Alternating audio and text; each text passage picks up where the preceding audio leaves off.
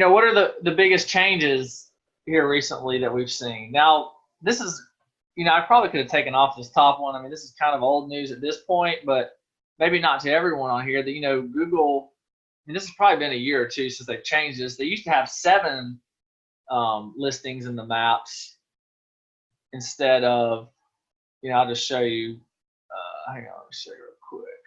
So, these three listings you see here, they used to show, it used to be a little bit smaller, and they used to show seven listings. So there were seven spots that you could be ranked for. But the past year or two, Google's shrunk that down to three. And something else they're doing, which I'll show you an example of this in a minute. If you set it up correctly, or the company you're working with knows what they're doing, you can actually run Google My Business ads as well. So you can potentially take up two and that would create four listings, right? So you can potentially take up two of the four if you set up your Google paid ads correctly and link it to your Google My Business, which I'll show you in a minute. And then we've got Google Local Services now, so this has kind of pushed the maps listings down a little bit. And then it's changed. And this is something else where Google's cracking down on getting verified Google My Business listings. A year ago, a lot of people were creating fake listings and spamming them, and then Google's actually allowing them to rank. But Google has caught on to that, and they're cracking down. So, and that's something that they keep changing the verification services too. We've noticed, right? I mean, sometimes they'll call the business to confirm. Sometimes they're still doing the postcards. I mean, they're always fluctuating on what they're doing there and changing. But this is, this doesn't show up for all markets or all terms. But here's an example of what a Google My Business ad would look like. So you've got the three pack below it, and then where I've got the red box, that's a Google My Business ad, right? So if you're doing it yourself, you can link your Google My Business listing to your Google Ads account, or whatever company you're working with should know how to do this and set this up for you. But see, that gives you an extra spot, right? And I mean, they're not ranking the three pack, but Buyer Suite Southeast, right? They could potentially be in the three pack and have an ad there, right? So that, I mean, what does that mean and why does it matter? 50% of the traffic and calls are coming through there. I mean, they just doubled their chances of getting a click and a call. So I mean, it can be huge to have the Google My Business ad in there as well. And then if you were on the webinar last month, we did a deep dive on local services. And these are the three ads at the top you're seeing. I mean, there are calls and traffic coming through here. I mean, like I said, there's still most of the traffic still coming through the three pack map listings below. But the local services, now it's at the very top, and it's always at the very top, right? And so Google's kind of pushing everything down the page to where it's just, at the end of the day, it's just more revenue for them, right? I mean, I kind of feel like Google's slowly taking over the world, but that's another topic, right, for another day. But so that's definitely changed the game a little bit.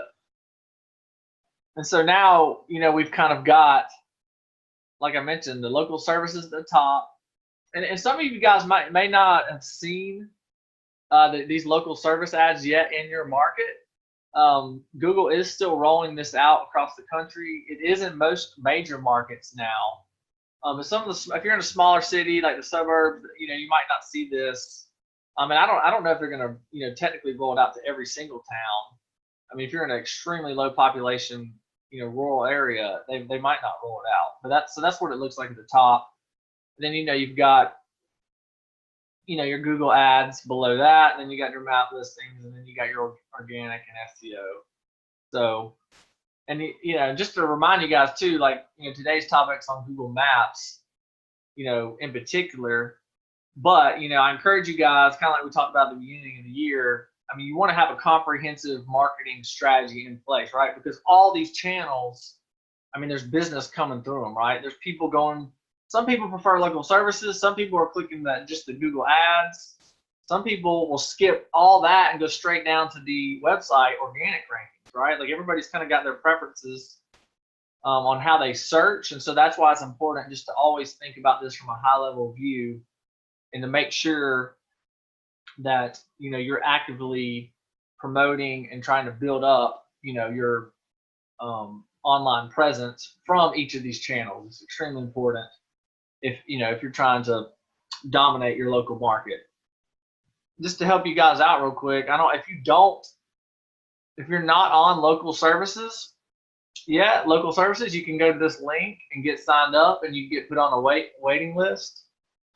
Or if, you know, you don't really want to deal with it and you're busy, you can call our office and just ask for Simon. He can kind of talk to you about it and help you get set up. So 855-649-8650. If you want, you know, our help or anything setting up the local services. But like I said, that was last month's webinar, but I just wanted to point that out since we were on the topic. I kind of just went on a little tangent about this a minute ago, but, you know, keep in mind as we're doing this, at the end of the day, you want to own the search results in your market, right? I mean, you basically want to dominate. The goal is for you to be, you know, I mean, think about it, you could have 1, 2, 3, 4 spots on page 1, potentially 5 if you had the Google My Business ad and the Google My Business ranking, right? So I mean, think if you had 5 listings on page 1, what that would do for your just company branding, your company leads. I mean, it's amazing where, you know, what you can do if you get your internet marketing right. Hope you got value out of that video. If you're looking for more ideas and strategies for better ways to market your water, mold, or fire damage restoration business online, you can go to restorationmarketinggroup.com, and there we have a free checklist you can download. It's called the Ultimate Online Marketing Guide for Damage Restoration Contractors. And there you'll be able to get the latest strategies that are working now to really increase your lead flow online. You could probably even 5 to 10x the number of leads you're getting per month from internet marketing. So there should be a link below, restorationmarketinggroup.com, and there you can download the checklist for free of charge, and we'll talk to you guys soon. Thanks.